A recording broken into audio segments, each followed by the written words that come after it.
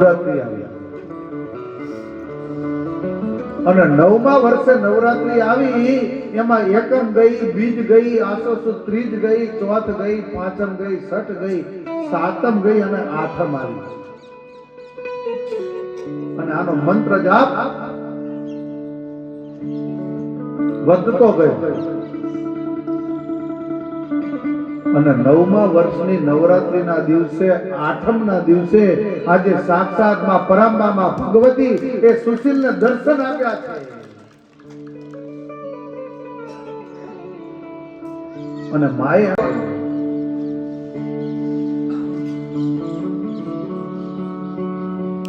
તો માના મંત્રની અંદર એટલી તાકાત છે.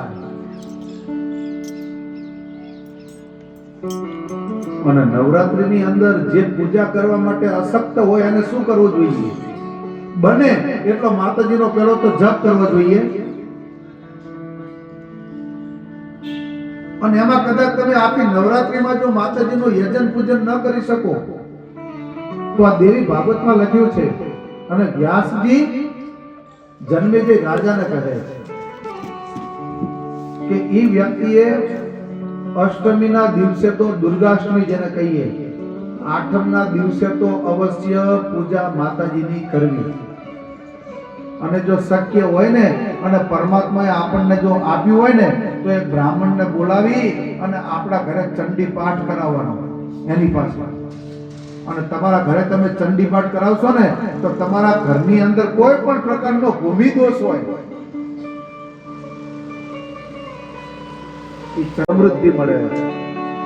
જય હો.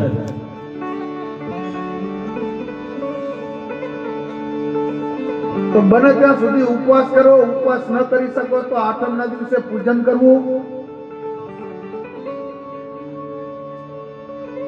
અને તમે પૂજન ન કરી શકો ને ઉપવાસ આખી નવરાત્રીમાં ન કરી શકતા હોય તો દેવી ભાગવતમાં લખ્યું છે કે દર આંતરે, જેમ કે એકમ ગઈ તો બીજનો તમે ઉપવાસ કરો, પછી આગળ જવા દો.